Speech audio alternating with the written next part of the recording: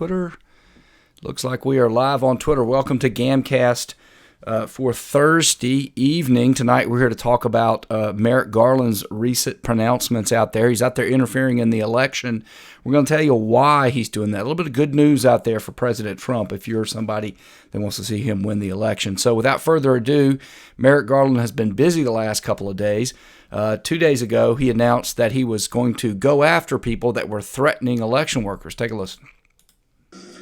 Just as we are dedicated to combating foreign threats to our elections, we are equally dedicated to confront domestic threats against the public servants who administer our elections. Okay, so public servants that administer our elections are getting these threats. Now, folks, I'm not going to play the whole clip because we got to do this in under 5 minutes, but he later claims that they've prosecuted a few people, gives a few examples. Why now?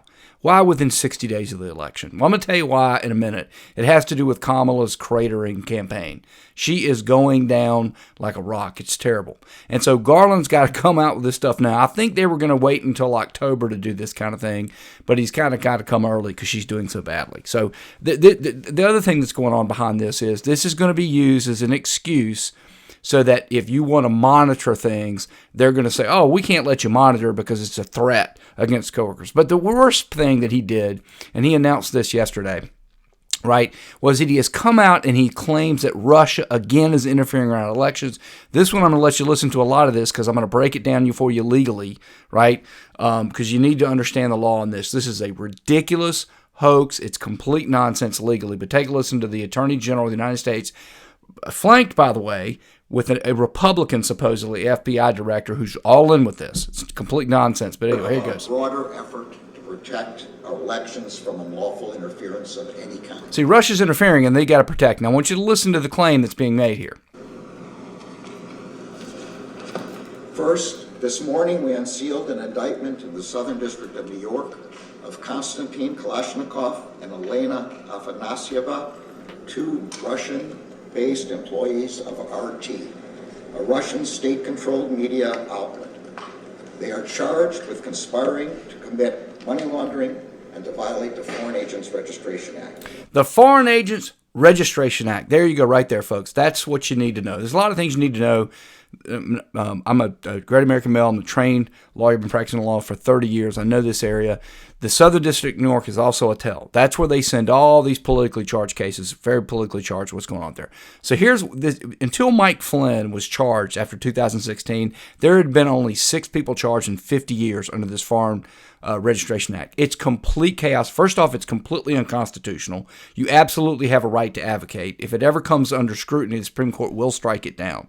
Number 2, it's been politicized and abused by the Biden administration, right? From the very beginning, okay? So, but let's set all that aside. Here's what they're basically claiming. 2 Russian citizens worked for a company. They failed to register that they worked for the company, and the company basically donated to some people, Tim Pool and some others, bought subscriptions or had deals with them to for them to advertise. That's it. So what they're saying is Russia interferes in the election by having 2 citizens happen to be part of a company that advertise on conservative media. And one of the conservatives, quote unquote, Miss Chen, is not even that conservative, and she accuses anybody every day of being a Russian hack. Okay, this is just complete absurd. It's anybody with any training can see right through it. Of course, we don't have a media anymore, so they're not telling you the truth of this matter. It's a complete bogus indictment, and it's 60 days with an election. They'll drop it as soon as the election's over, if not before, folks. And why do you think they're doing this? Well, you may not be hearing this anywhere else. So if you're here, again, this is behind a paywall. But Nate Silver says we can use it a little bit. This is Nate Silver's latest prediction on the Electoral College, folks, and you're reading that right. Trump, 60.1% chance of an Electoral College victory. Folks, the Kamala campaign is in free fall. And they know it. That's why you're seeing her campaign in places like Minnesota, Virginia, New Hampshire. Trump has never won them. They're desperate. Their internal polls are bad. Biden's trying to help her out with this bogus indictment from Merrick Garland, who is, by the way, worst attorney general we've ever had. Anyway, if you enjoyed this, please like, comment, share, and subscribe. If you do, I'll see you on the next one.